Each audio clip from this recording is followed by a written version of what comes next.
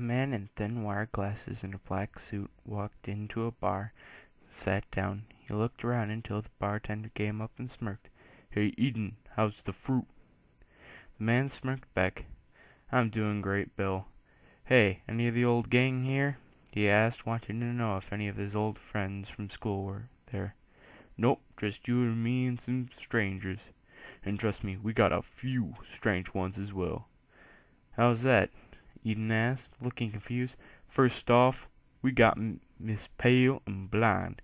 He pointed to a lady with dark glasses and deep black hair, with a pale white face. Her hair went past her shoulder blades of her seemingly perfect dress.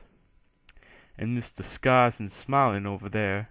He pointed to a man who was looking around with one of his hands in his pocket of his pale white, frail-looking hoodie. And you can barely see his pale, scarred face through the hood. Ian looked back at Bill and sarcastically said, "What's gonna happen? Are we gonna have a basket case bar scene?" They laughed and Ian ordered a drink. He sat and talked to his old friend until he saw it was getting late. He didn't want to worry Ashley, seeing how she would get worse than him if he was late, or if she was late. He hated coming out all this way for a meeting on where they should put a fountain in a park 5 miles away from his town. He said goodbye to his old friend, paid for his drink, and left. He felt uneasy when he saw the man in the hoodie and the blind lady seem to have disappeared, yet he never saw them walk out.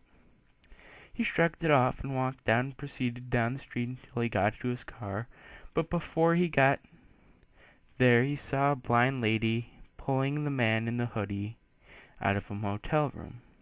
She seemed fine at first, but then began to struggle.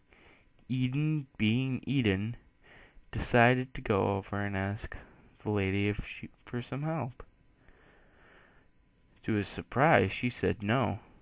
He asked again, begging how she had her disability and how she was struggling. He asked again and again until the woman finally accepted his offer. He huffed the man over his shoulder. To his surprise, he felt a sharp metal object against his leg until he heard a ping on the ground. Before he could turn around and see what it was, the lady had picked it off the ground and had put it back into the man's hoodie. "Don't worry, it's just his medication," she said. The man shrugged it off again and got into his car, putting the man in the hoodie in the back seat, and the lady, strangely enough, knowing to walk around to the side and getting into the passenger seat. He turned on the car and asked the ladies for directions. To his surprise, he seemed to know where he was going. He asked her about halfway there, getting bored of the radio.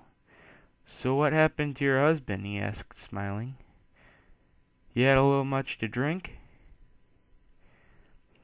The woman nodded. "Shame.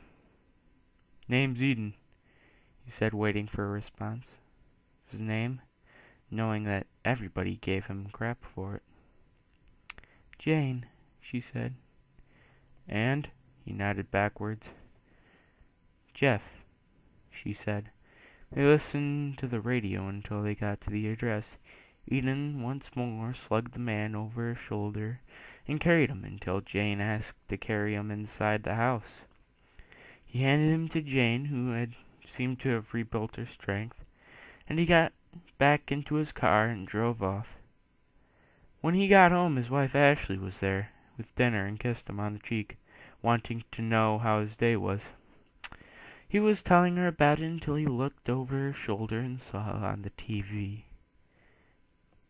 It was the burnt remains of the house that he was just at. And on the little caption bar below, "Infamous Jeff the Killer found dead His wife looked at him shockingly. "What's the matter, dear? Did you know him?" He shook his head. He said, "Nope. Just friends. Just friends."